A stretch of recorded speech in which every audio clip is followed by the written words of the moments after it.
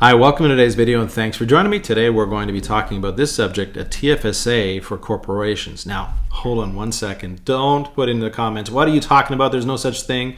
You're right, there's no such thing as a TFSA for a corporation. What I want to share with you today is exactly what you've asked me to, and that is real life examples for how we helped different kinds of individuals and businesses and so on. So today is all about you as an incorporated business owner. You've got money in your corporation, money personally, you've got tax problems, right? You know what I'm talking about. I'll get into a little bit of what that means.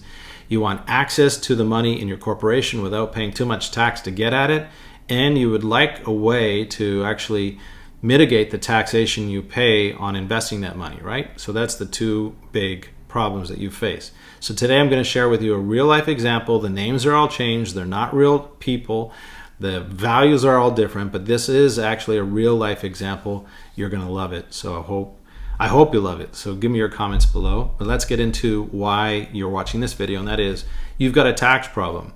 As a business owner, you're always trying to figure out a way to pay less tax, and a lot of moving parts. You have personal assets and you have corporate assets. You are thinking of creative ways to pay yourself, which I'm not going to get into in this video.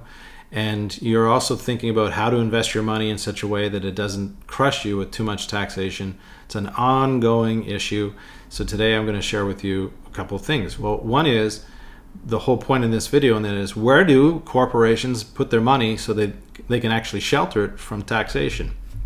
So let's talk about the first place that this sort of lead into the whole video was tax-free savings accounts. So your TFSA, it's really a great product on your individual side, and there's a limitation though. So every year you have about $7,000 you can put into a tax-free savings account. About every 2 years it bumps up to $500. So you can expect it'll go to $7,500 and then to $8,000, but it takes about 2 years to do that. It has a cumulative amount, so if you didn't start a TFSA now, you can go back all the way back to 2019. If you're over 18 at the time, then you could be depositing $95,000 in one shot to shelter some money from taxation.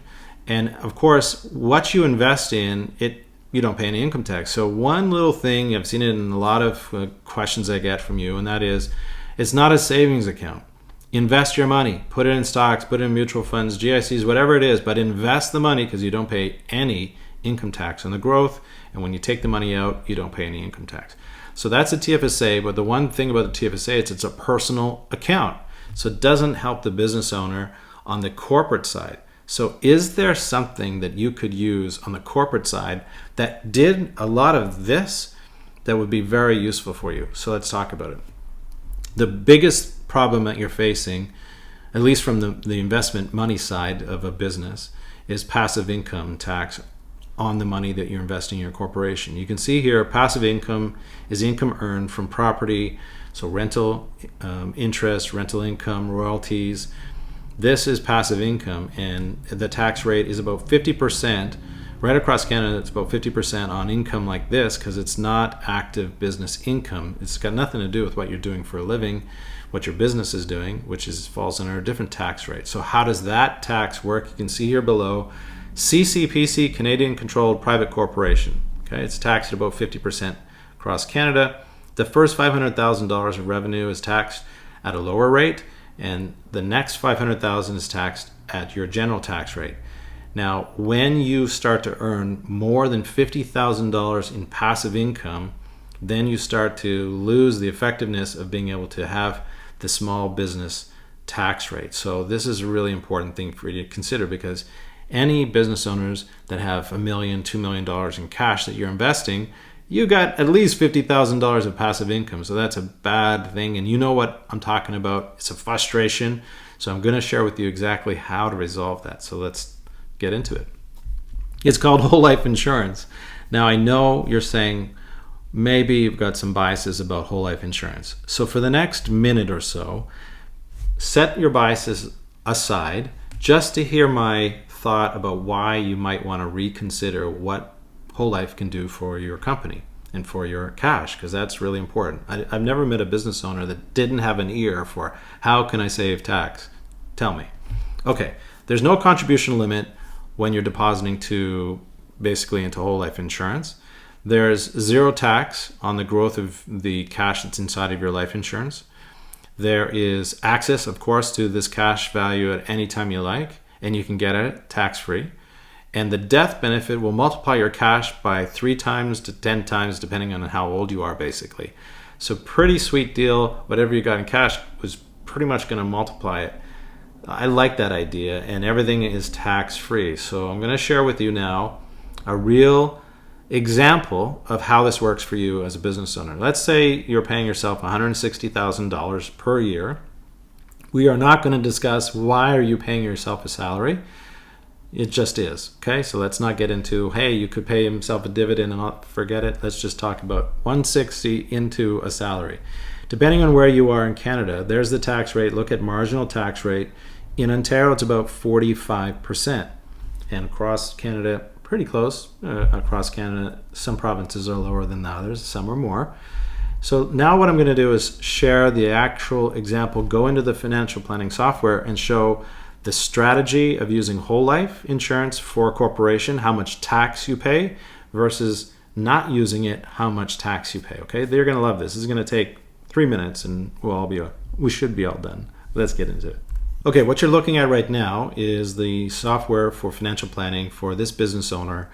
Again, these are not real names. Philip and Elizabeth Windsor plan, not real names. These are not the actual values for this particular client. I'm just showing you a modification of that. So again, privacy is the most important thing for me when I work with my clients. And so you can see here little summary of what's going on. $100,000 of after-tax income they want to have in their retirement, plus $15,000 for traveling, plus renovations, plus car. These are typical kinds of things that you're going to do in retirement. You're going to want to travel. You're going to want to replace your car every few years, and you're probably going to do renovations in your home or your cottage or wherever. There's going to be an expense. I doubt that you get to retirement and you say, we're going to keep the same kitchen for the next 35 years. Can't wait. Probably not. You're going to do something like that, or a different bathroom or bedroom.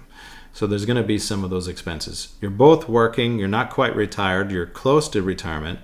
Spouse is making $90,000 a year, and the business owner is taking $160,000. You see, corporation, $160,000, going to work till age 70, in fact, and just loves it. Has about $2 million in cash, you can see here. So they've got a bit of a problem. They got $2 million in cash, paying themselves above average income, lots of capital coming in here, $250,000 of combined income, gross income. You look across here, they've got some investment accounts, and those personal investment accounts are close to $2 million, so 1.25 in an RSP. You've got 400,000 in a TFSA combined, and 200,000 in a joint non-registered account. You could probably see yourself, if you're an incorporated business owner, you can see your numbers might be more or less, but you can see that that is the dilemma that you're facing. When you go into your personal accounts, you see this, and when you go into your operating company and you say, there's the $2 million and there's the annual operating income and my salary, you can see this is software that gets us to be able to do this kind of work, and it's very revealing in terms of the results.